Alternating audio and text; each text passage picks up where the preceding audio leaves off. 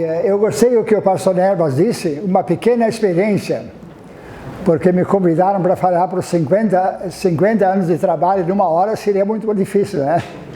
Agora, se é uma pequena experiência, aí já é mais fácil, já me aliviou um pouquinho. Então, eu gostaria de começar com vocês com uma oração sobre a qual eu quero chamar a atenção de vocês. E agora essa oração nem está comigo.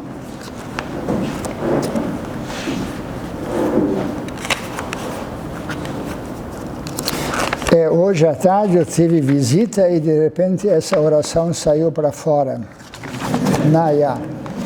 Mas muito bem. Eu queria chamar a atenção de uma oração que está na agenda de litúrgica da nossa igreja.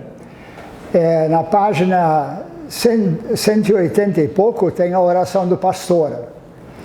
E essa é uma oração muito importante, eu gostaria de ler com vocês aqui, mas vocês têm agenda, podem olhar, porque é uma oração que, na verdade, todo pastor deveria copiar, uma folha maior, e deixar na sacristia da comunidade, para quando entrar lá, até reunir a diretoria e fazer essa oração antes do culto, que é muito, muito importante.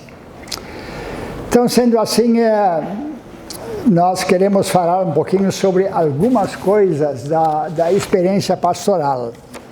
Eu fiquei pensando o que eu vou falar com vocês sobre a experiência pastoral. E aí lembrei do domingo.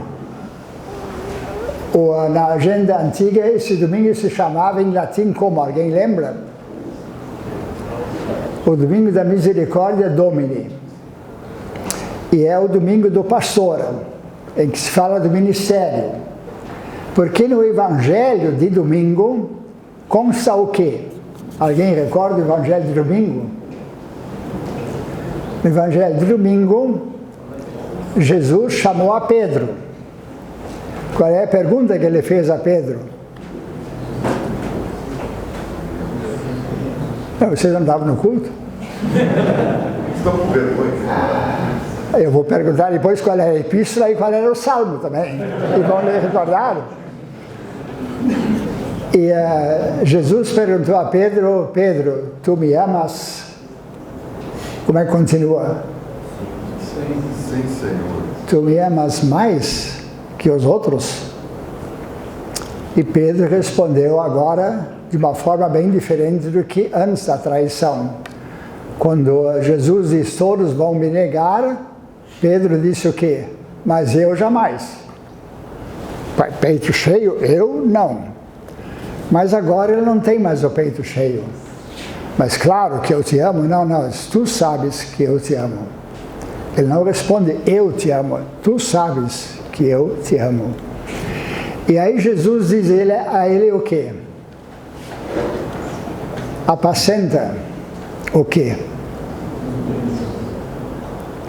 Os meus cordeirinhos. Ele está passando o ministério a Pedro, ministério pastoral.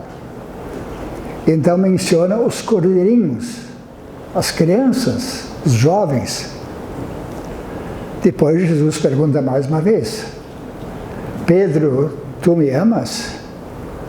Pedro não respondeu: Senhor, tu sabes que eu te amo. Então Jesus diz: apacenta, aliás, teria que agora olhar, apacenta, muda a palavra ali. Os meus...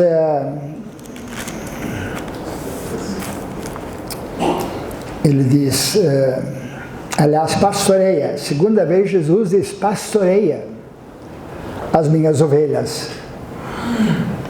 E aí Jesus pergunta pela terceira vez. E aí Pedro se entristece.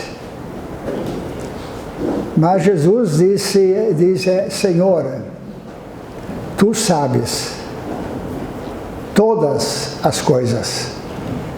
Tu sabes que eu te amo. Isso era mais uma resposta assim: todas as coisas que tu vais me dirige. E então Jesus diz mais uma vez: apacenta os meus cordeirinhos. Então a primeira vez ele disse bem claro, que apacenta os meus cordeirinhos, pastoreia meus cordeirinhos e pastoreia. Com isso, Jesus entregou o ministério a Pedro. Isso é muito interessante. Ele não perguntou, tu estudou que chega? Ele não perguntou, qual é a tua sabedoria? Qual é a tua coragem? Só perguntou uma coisa, tu me amas? E isso é importante vocês lembrarem no ministério. Ninguém pode se dar o ministério a si mesmo. Ele para isso precisa ser chamado. Chamado por Deus. Hoje alguns não gostam da palavra chamado divino. E dizem, não, é um chamado congregacional. Não, não é isso.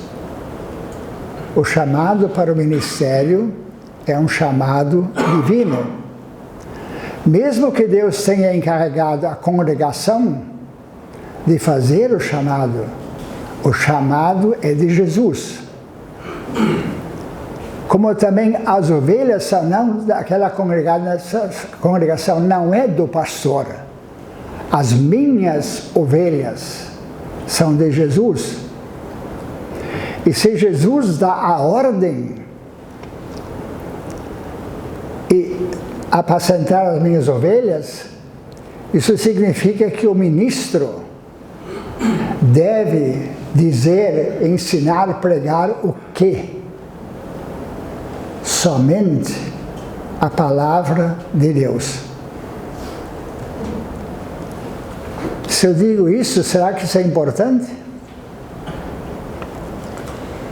E agora eu vou acrescentar algumas coisas de experiência.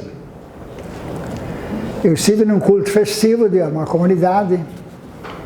Na saída, o pastor e eu cumprimentamos os membros da saída. E o pastor naquele dia queria assim fazer uma vez uma pregação. E citou um acontecimento da 0 hora. Foi uma introdução, nada errado em si. Mas ele se demorou quase 10 minutos nisso. E depois fez a pregação que foi até curta. Sabem o que eu vi na saída? O membro disse, apertou a minha mão, apertou e disse bem alto, eu acho que para eu ouvir, disse, pastor, eu não venho aqui para ouvir relatos da 0 hora, eu venho aqui para ouvir a palavra de Deus. Vocês compreenderam que um leigo disse ao pastor? Eu já vi numa outra ocasião em que alguém se demorou contar uma grande da China, um tal filósofo, tal e tal, disse isso, e depois citou uma palavra de Deus e fez a pregação. Era mais sobre o dito do filósofo chinês do que a própria palavra. Eu vi a mesma coisa. Lembrem, vocês são chamados depois por Deus, por Cristo. Importa ensinar a palavra de Cristo. E a palavra que essa comunidade de Cristo quer que Jesus quer que vocês ensinem a ela sobre arrependimento, sobre fé, sobre vida santificada. Então vejam, essa parte é muito importante de nós lembrarmos o que é o meu ofício. Jesus me chamou. O que é essencial nesse ofício? O amor a Cristo, que se expressa pelo estudo da palavra de Deus, e a pregação aos ouvintes, às ovelhas de Cristo que querem ouvir a palavra de Deus. De modo tal que dentro de um culto, a pregação ainda hoje é um ponto central. Depois da pregação, o que é importante no culto? Sem dúvida, tudo que veio antes, a liturgia. A liturgia é importante. A nossa liturgia é importante.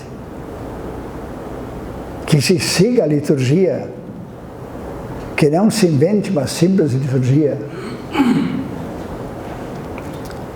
E quando vocês preparam o culto, normalmente a gente escreve o quê? Rapidamente, o que vocês escrevem para preparar um culto? A pregação? Quem escreve as orações? Ah, olha, isso aí gostei de ver. Escrever a oração, tanto a inicial como a oração geral. O Dr. Furbringer, nos Estados Unidos, não disse diretamente a mim, mas a um que o assistiu, que depois me disse isso a mim. Ele disse: eu assisti a alguns cultos com bons sermões, seguidas de péssimas orações, as quais eu não pude dizer o amém. Por que isso aconteceu? O pastor preparou o sermão, mas a oração faço livre. Então repete uma parte do sermão de novo, é um repeteco normalmente, depois acrescenta mais os aniversariantes, alguns teve alguns problemas, você acrescenta, e isso não é oração geral. A oração geral ora realmente pela igreja, pela pátria, pelos pastores, pelos necessitados e angustiados e assim por diante. Então, nós temos orações em nossa agenda litúrgica. Infelizmente, a antiga tinha 3, a atual, realmente, uma oração geral só. Mas nós podemos nos guiar por ela e modificar aqui ou ali alguma coisa. Por essa razão, acontece também, e isso agora um colega nosso também colocou isso no ar, mas a mim aconteceu há muito tempo atrás, o seguinte: nós tivemos um culto festivo num distrito e, de fato, nem sempre a gente é feliz numa pregação. Tem um momento que tu sai do púlpito e a primeira coisa é: Deus me perdoa, porque a coisa não engatou direito, me perdoa. Naquela conferência também o pastor acho que queria fazer uma coisa, mas ele foi infeliz. Aí um colega depois, na hora do chimarrão, disse: pô, mas também tu hoje patinou na pregação. E eu não recebi consolo nenhum. Mas 3 leigos estavam nessa reunião.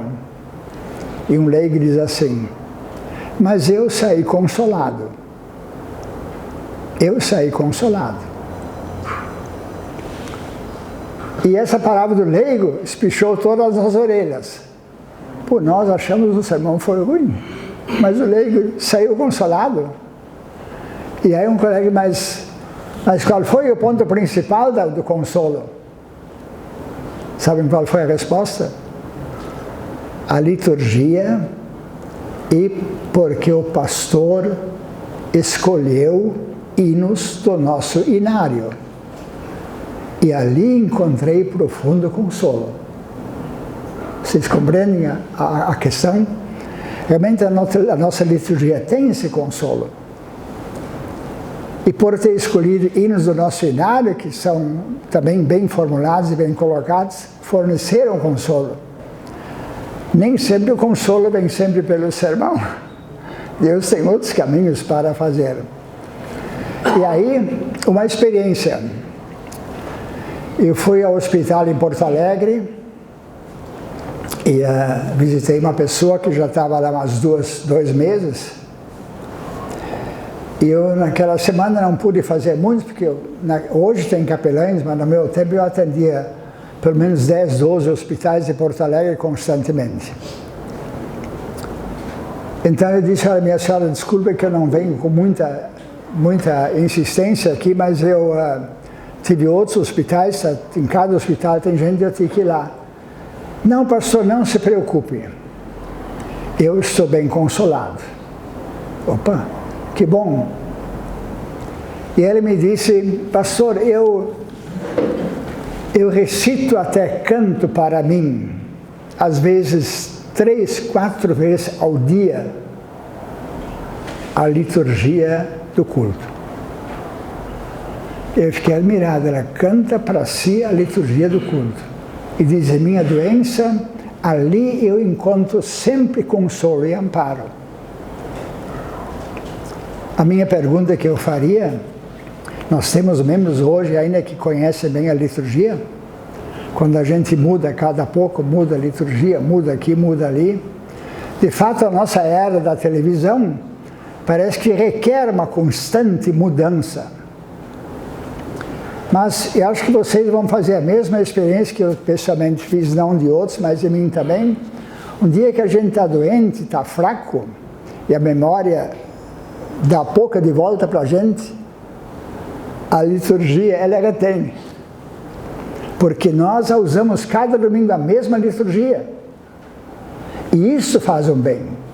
Isso grava a liturgia de tal forma que mesmo na velhice, onde fraquejamos, a nossa memória começa a fraquejar, a liturgia, ela nos dá constantemente. Vocês compreenderam a importância de nós realmente seguirmos cuidadosamente a liturgia. O que nós precisamos não é mudar cada culto a liturgia. O que nós precisamos fazer é pelo menos, uma vez ao ano, explicar bem a liturgia aos nossos membros. Pergunte uma vez aos membros se eles conhecem a liturgia. Aquele canto que nós cantamos lá, logo no início, louvor a Deus, como era no princípio, agora é e para todos sempre será. Pergunte uma vez ao membro, o que é esse princípio? O que é esse princípio? O que é esse princípio? Como era no princípio? Que princípio é esse? Antes da queda do pecado, como era no princípio quando Deus criou, aquela comunhão íntima dos homens com Deus, que conheciam a Deus, que se alegravam com Deus, que eram bem-aventurados com Deus, essa comunhão é reestabelecida no culto. Quando, especialmente, após o perdão dos pecados. Voltamos a uma comunhão com Deus, o pecado foi tirado, nós temos comunhão com Deus. Estamos aqui na terra, ainda nos sofrimentos e tal, mas temos essa comunhão, como era no princípio, agora é, e o será para sempre, eternamente. Que consolo dentro do culto, saber isso. Então, cada detalhe, o glória, o pequeno, o glória grande, tem que ser explicado pelo menos uma vez ao ano. A minha comunidade, onde eu participo, no sentido, o pastor me convidou para uma vez me demorar um pouco a liturgia. Eu levei praticamente 1 mês e meio para passar os dias. Cada culto, antes do culto, eu peguei 10 minutos. 10 minutos para explicar a liturgia, para que a comunidade compreendesse. Aí um membro me disse, pastor, eu já cantei muitas vezes a liturgia, mas nunca assim. Agora eu canto ela diferente. Agora eu compreendo ela. Agora eu canto com gosto, com conhecimento, não só por hábito. Vocês notam, se o domingo foi o domingo do ministério, a importância da liturgia, a importância do culto, da pregação. E na pregação eu quero abordar rapidamente um outro detalhe ainda, é o seguinte. Já falei uma vez para alguns colegas aqui, o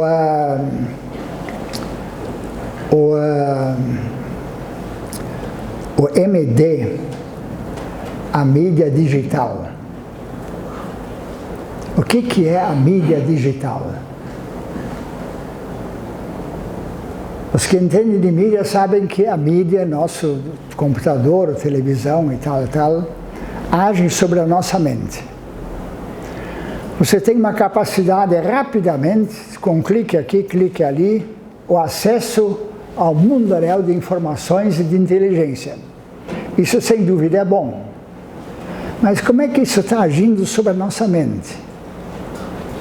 Faz com que nós não conseguimos mais nos concentrar devidamente em algum assunto e a prolongá-lo. Vocês podem fazer a vossa própria experiência. Você consegue uma vez, meia hora, 1 hora, estudar um livro, estudar alguma coisa, ficar lendo, sem televisão, sem rádio, sem celular, e realmente concentrar profundamente no assunto? Eu acho que vocês vão notar dificuldade. vocês vão notar a dificuldade. A nossa mente não consegue mais se concentrar bem. Isso tem uma influência sobre pastores e professores. Na minha última pregação eu tenho me esforçado, mas eu dei uma olhada nos meus ouvintes e noto como isso é verdade. Mal passou a introdução do sermão, já um lá abre uma folha, já um folheiro olha para cá, olha para ali, para cima. Então vocês notam, ele já está indo para outro lado. Muitos pastores têm tentado superar a dificuldade. Fazem o quê?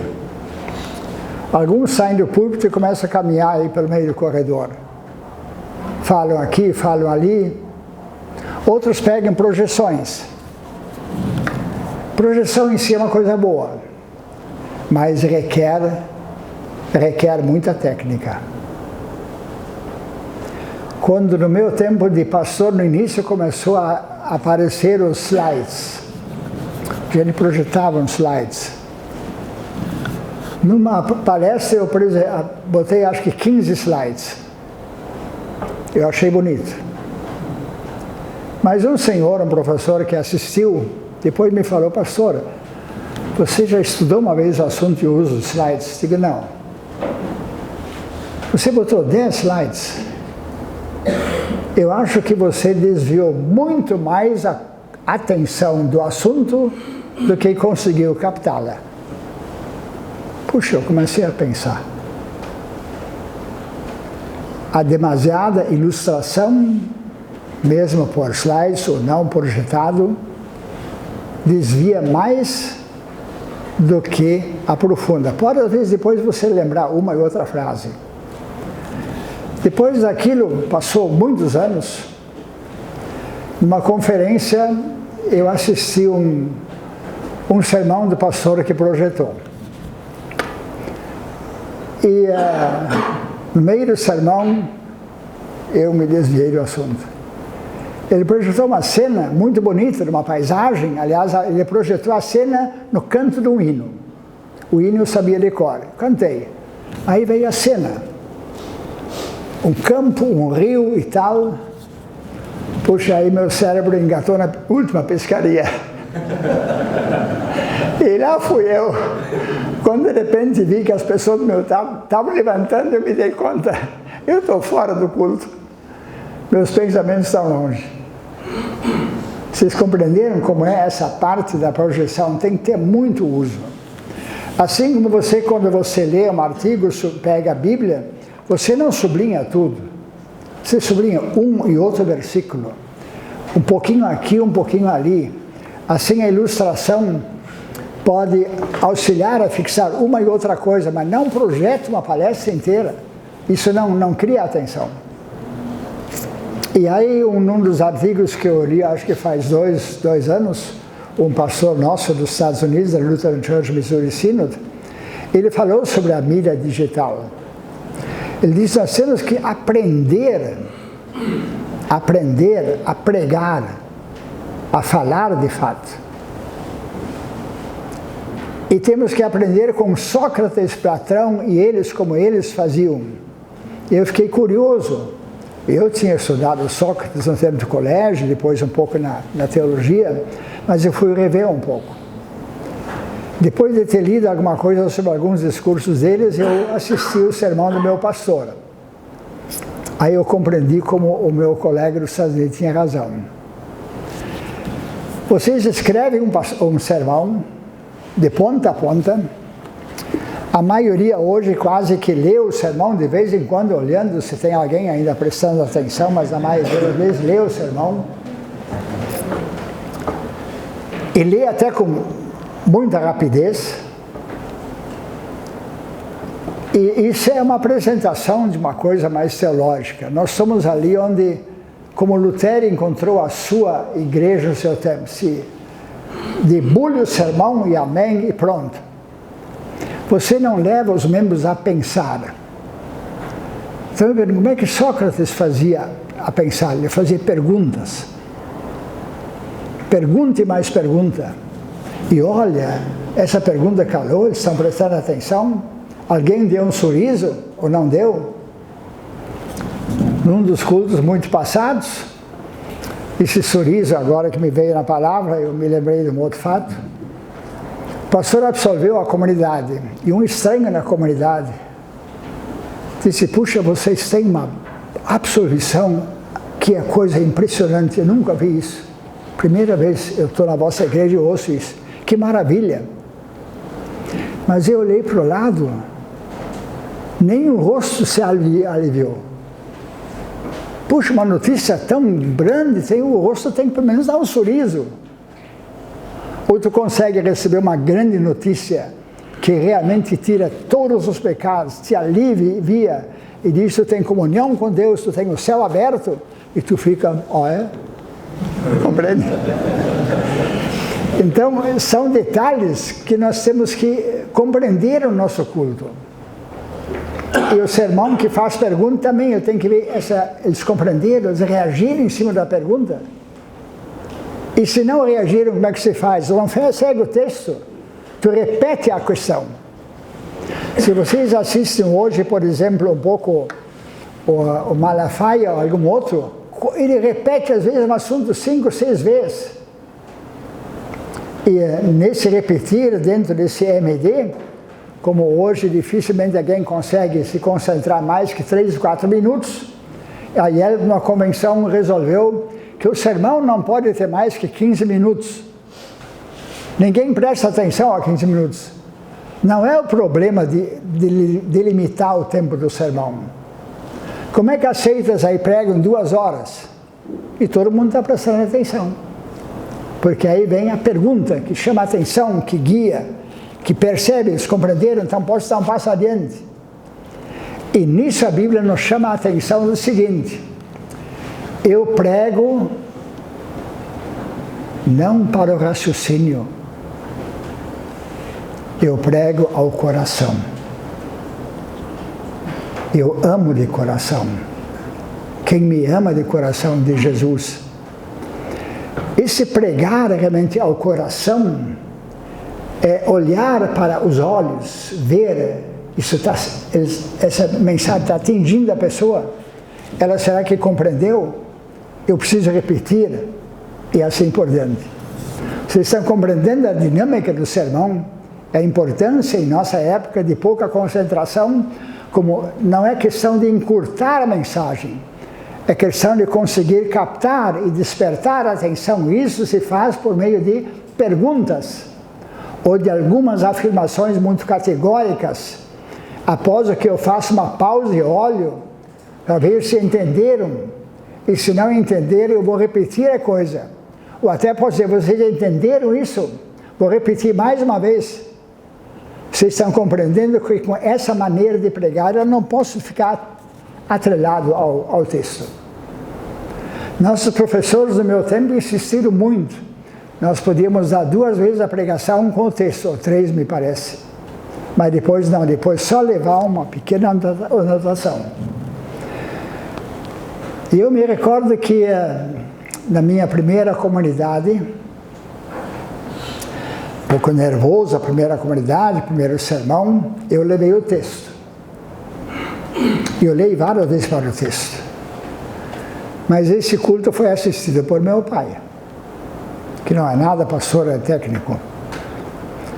Depois, na hora do almoço, meu pai me perguntou: escuta, tu ficou no texto? Tu não pregou de coração, né? Opa! Não, eu preguei. Não, Zé. Isso é pregar de coração, outra coisa. Se tu lê a tua pregação 2 ou 3 vezes e ainda não sabe reproduzi-la, alguma coisa na lógica está errada na tua pregação. Vocês compreenderam o detalhe? Se eu leio a minha pregação 2 ou 3 vezes e ainda não consigo reproduzi-la, como é que eu quero que o membro que a ouve uma vez vai poder chegar em casa e dizer à mãe que não foi, ou ao avô que não, o pastor hoje pregou isto, A, B, C, D. Então vejam deve haver uma certa clareza, os pontos claros, deve haver história, porque a história, a Bíblia toda é história, o Novo Testamento é história. Então, se eu pego uma história, eu devo detalhar essa história e gravá-la, e lá no meio vou assentando a doutrina também. Então, isso são coisas importantes em nós hoje, para não acontecer que nós temos aí uma pregação, digamos o que, filosófica ou lógica, de certa forma, mas não é o pregar de coração, para que isso vá de coração a coração e entre e sublinhe, e a pessoa saia, o pastor hoje pregou sobre isso, e é capaz de reproduzir os principais pensamentos daquele sermão. Deu para entender esse detalhezinho? E nós temos hoje muita necessidade, não de mudar a liturgia, mas de realmente dá-la dinamicamente, como ela tem essa riqueza. Nós temos hoje uma igreja que conhece a divisão de lei e evangelho, e nós precisamos realmente dar isso na mensagem de tal forma que os membros consigam captá-la e pegar. Então, isso eu ia falar um pouco sobre o ministério, pregação e sermão e liturgia. Agora, um outro assunto. Eu estou ouvindo muito ultimamente, tenho ouvido isso em conferências pastorais que eu fui, duas coisas. Pastores se queixando da sua diretoria. Essa de minha diretoria é uma barbaridade. E diretoria se queixando a mim profundamente de seus pastores. Como é que se faz agora? Então eu quero dizer duas coisas. Em primeiro lugar, vocês que vão se formar, vão receber um chamado e vão para uma comunidade. A comunidade provavelmente tem um culto, talvez vocês conheçam parte, um pouco diferente do que vocês estão acostumados aqui. Qual é a primeira intenção que vocês vão fazer como pastores? Eu vou mudar esse culto. Primeiro passo errado para o pastor se estragar. Então vem um outro detalhe. Vocês são chamados para quê? Pregar o Evangelho. Mas a administração da comunidade está na mão de quem? Da diretoria. E a comunidade que vocês vão, e a diretoria que está lá, provavelmente todos eles têm muito mais idade que vocês, e estão acostumados e conhecem aquele lugar. Portanto, vocês não vão fazer nenhuma mudança sem discutir o assunto detalhadamente com a diretoria. Vocês podem dizer, vocês estão fazendo assim?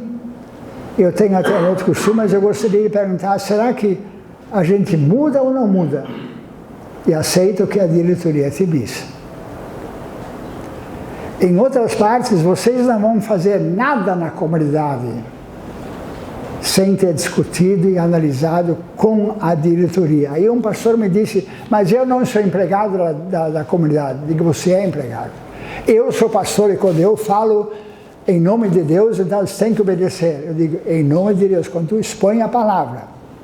Mas tudo o resto, e mesmo quando você vai explicar a palavra, a diretoria deve saber. Se eu chego lá, escuta, o vosso pastor esse ano está pregando sobre quê? Evangelho? Epístola? Salmos? Ou livros bíblicos? Eu tenho feito a experiência. A maioria das diretorias não sabe. Ele prega às vezes esse, prega às vezes aquele, prega às vezes, mas como? Tu diz, olha, diretoria, esse ano eu estou com vontade de pregar a epístola, que na série trinal é assim, assim, assim. Eles devem estar ao par disso, do que você está escolhendo para pregar. Então, vocês, na verdade, precisam discutir com a diretoria, são mais velhos que vocês, conhecem melhor aquele lugar do que vocês, e buscar deles a orientação. E repartir tudo com eles, também as pregações.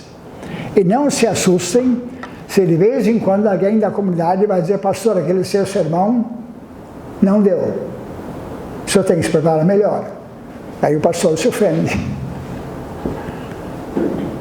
Eu já tive uma vez um caso, não bem assim, mas diferente. Alguém me disse na saída da comunidade: pastor, o seu sermão hoje não me deu nada.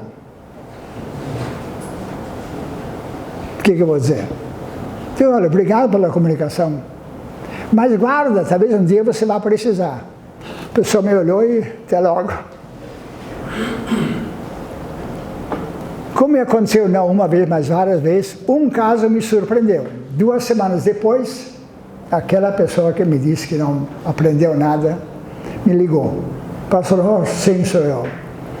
Pastor, eu quero lhe pedir desculpa na saída, eu fui muito brusco com você. Não, eu gosto até de ouvir as suas opiniões.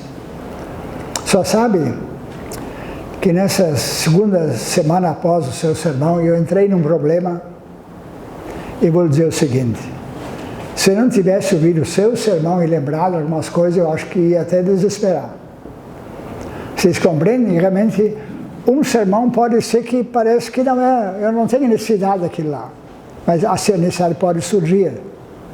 E aí que bom que a pessoa ouviu uma explicação. Mas é preciso que a diretoria realmente compreenda, conheça, vocês discutam, nunca desrespeitem a diretoria. Mesmo se eles dizem coisas a vocês que vocês não concordam, que parece que um choque. Não, pensem sobre isso. Às vezes eu sei que eu tive diretorias que às vezes me passaram a navalha nos cabelos e eu fiquei até irritado, mas pensando 1 e 2 semanas, sabe que no fundo eu acho que tem alguma razão, eles têm. Da tempo ao tempo, Deus vai te mostrar por que Deus permitiu que essa diretoria te dissesse isso ou aquilo. Compreende? Isso é muito importante. Então, respeita a diretoria. Um outro folheto, uma outra coisa que eu quero falar com vocês é um trabalho que a mim tem dado muita alegria sempre. Eu vou deixar só para... Eu não tenho muitos folhetos aí, senão eu poderia dar para vocês. Mas digamos aqui eu tenho um folheto, a oração, são as petições. Aqui um pequeno folheto sobre a ascensão próxima. Não, agora isso não quer abrir. Pequeno folheto. E aqui um folheto sobre Nasceu o Salvador, sobre Natal. Eu tenho folhetos para todos os dias festivos. Normalmente nós imprimimos 1.000, 1.200, 1.500 folhetos. Comecei isso na Comunidade de Cristo. Começamos primeiro, acho que a primeira impressão foi 2.000. Distribuímos na volta da comunidade. Não demorou, foi para 5.000. Quando eu saí da Comunidade de Cristo, o folheto já era imprimido 10.000 folhetos por vez. Alguém? Não. E aí pedi aos meus membros que após o culto levassem folhetos e distribuíssem. Alguém mora em um apartamento, 65 apartamentos, coloque lá em cada um lá um folheto. Não demorou, um membro disse: olha, pastor, eu distribuí, mas 3 folhetos foram colocados de volta na minha caixa. Aí eu tinha dito: anota lá, gentileza do apartamento tal e tal. E um dia ele está no elevador e abre uma porta, ele sabia, esse é um que devolveu o folheto. Ah, o senhor é o pastor, que está distribuindo folheto? Todos. Eu já disse que eu não gosto disso. Pois é, mas eu acho que uma mensagem tão boa, para mim é uma coisa importante. Se o senhor não gosta, mas eu gostaria de falar com você. Não, pode vir, vem hoje à noite, 7 horas. Ah, tá bom. Chegou lá e falou. No domingo ele falou comigo: pastor, o homem me fez tanta pergunta, eu não soube responder quase nada. Disse o essencial, mas as perguntas que ele fez eu não consegui responder. E nós temos que resolver isso melhor. Digo, tá bem. Eu vou largar um folheto e um caderno, 5, 6 páginas grampeadas de estudo junto. Porque nós tivemos um estudo quinta-feira à noite e eu mesmo disse: olha, pastor, eu só tenho tempo para vir ao culto, mas para estudos bíblicos, meu serviço, meu trabalho não permite, nem de noite. Por isso resolvemos fazer o caderno, está lá junto com o folheto, você pega, lê em casa. Eu acho que a maioria das perguntas que talvez vão te fazer vão estar nesse folheto. E realmente ajudou bastante. Muitos criaram coragem. Um e outro às vezes me telefonou, porque eu coloquei na casa, tenha mais uma pergunta, me telefone imediatamente e nós vamos ver. Então isso foi um trabalho muito abençoado, e onde eu resido agora, nós já distribuímos acho que mais de 8.000 folhetos da Redondeza também. E às vezes não tem uma resposta imediata, vai encher a igreja. Não, o meu problema não é encher a igreja, é que eles compreendam a mensagem. Tanto os membros do folheto se dirigem ao membro e ao não membro, para que compreendam o assunto. Mas de vez em quando a gente tem surpresa. Às vezes passei na rua esses dias, pastor, eu nem conhecia a pessoa. E a próxima mensagem vem quando? Opa, tem alguém que está dando atenção. Esses tempos eu estive no centro de São Leopoldo, aí falando com um senhor, veio um outro senhor, e ele que, olha, esse é meu pastor. Não, eu conheço ele. Eu digo, mas eu nunca vi esse sujeito, nunca falei com ele. Ele olhou, mas o senhor é que bota aqueles folhetos na minha caixa? Eu tenho todos eles guardados, releio de vez em quando. Mais um sinal que alguém está lendo, está guardando e está gostando. Uma outra casa, ainda em Porto Alegre, eu tinha uma senhora num apartamento, segundo andar, senhora idosa. Ela gostava, pastor, eu não posso sair para o culto, lugar nenhum, se me traga essas mensagens que são confortadoras. Mas a filha dela, que residia com ela, me detestava. Eu chegava naquela rua felicíssima e dizia, Deus, me dá a porta aberta hoje para aquela senhora, para a filha não me estorbar. Mas quando ela estava lá, ela vai embora, não quero com isso, e etc, etc. Bem, um dia eu chego lá, ninguém atende, a vizinha diz, pastora, aquela senhora faleceu. Faleceu, sim, então tá, muito obrigado. Nunca mais passei em si naquela casa. Passou acho que 1 ano e pouco, um telefonema. É o pastor Horst que sou. Olha, pastor, eu até queria lhe pedir desculpa pela aspereza que eu sempre respondi, mas eu sou aqui da rua Felicíssima. Felicíssimo. Tá lá, eu sei quem é. Eu soube que sua mãe faleceu no ano passado. Agora passou 1 ano, eu tinha fechado o quarto dela, agora eu quero vender o apartamento, eu abri o quarto. E eu estava muito deprimida, abri a Bíblia dela, encontrei os seus folhetos. Peguei um folheto e li. Peguei outro folheto e li. Por fim, eu agradeci a Deus, porque é a primeira vez que entrou consolo no meu coração pelo falecimento da mãe. Eu disse a Deus, puxa, se minha mãe teve essa fé e creu nisso, então eu sei hoje que ela está bem-aventurada. É o primeiro consolo que eu tenho desde o falecimento da mãe. E agora eu quero conhecer mais. Posso chegar ao seu escritório? Não, eu posso ir, não, eu faço questão de chegar ao seu escritório e falarmos ali. Então vejam, às vezes demora um pouco até vir uma resposta, mas tenho certeza, a palavra pode ser proclamada no púlpito, ou pode ser dada por escrito, ela tem o seu efeito a seu tempo, quando Deus achar por bem agir. Então isso eu não sei quantos minutos eu tenho ainda.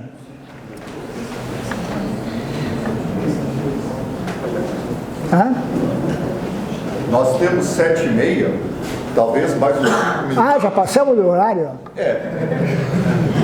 Eu vou fazer só 2 coisas, deixa eu só dizer. 5 minutos. Tá. Primeira coisa, quando vocês vão para um lugar, façam um diário de vocês. O que é um diário? Alguém de vocês faz diário? Anota, nem sempre todos os dias, mas principalmente alguns acontecimentos. Aqui viajamos, aqui aconteceu isso, aqui aconteceu. Faça um diário. Nos meus primeiros anos eu não fiz, hoje estou fazendo. E de repente a minha primeira comunidade me telefona, pastor Horst, você recorda isso? Eu tivesse meu idade, diário eu saberia usá-los. E nós, como IELB, temos pouca história.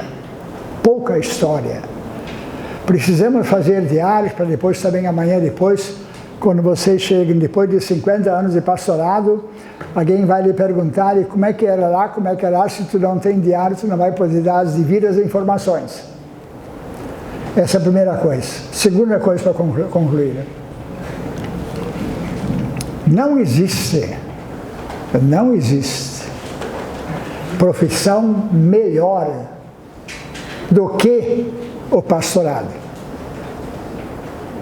Não existe profissão melhor do que o pastorado. E de dois sentidos. Uma vez por sermos servos de Deus, isso é um detalhe. Mas o outro detalhe é, humanamente. Vocês já pensaram você ser um cobrador de ônibus? Está sentado o dia inteiro naquela mesma cadeira e nada mais. Que chatice! Vocês já pensaram em serem o mecânico que está lá o dia inteiro aportando parafuso?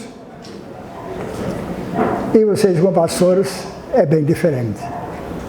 Vocês vão usar a manhã para estudar, à tarde para fazer visita, visitar aqui, visitar ali. Vocês têm um assunto bem diferente e devem fazer visita. É um assunto que eu não vou tocar aqui, mas eu tenho anotado. É muito importante, quer seja oportuno ou não, é preciso fazer visita. E quando vocês fazem visita, eu fiz um contrato quando a comunidade me deu um carro eu sempre tinha o meu, mas também com o meu carro eu fiz um contrato. Metade eu vou andar contigo, para tu não enferrujar.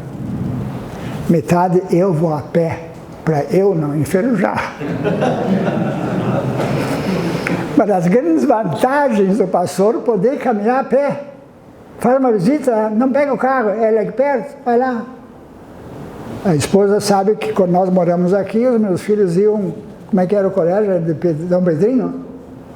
Iam a pé até lá e nós íamos, várias vezes eu fui a pé até São Leopoldo.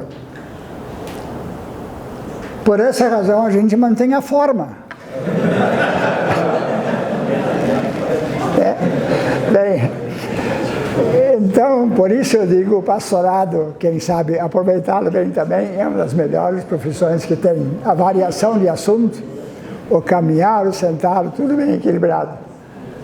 Bom, o tempo passou de além. Se alguém quer olhar os folhetos um pouco, eu posso deixar alguns minutos só para olhar. E fico muito agradecido para falar sobre 50 anos, e até me assustei, mas selecionei só alguns pontos. Sobre isso a gente poderia falar muito mais. Por hora, muito obrigado.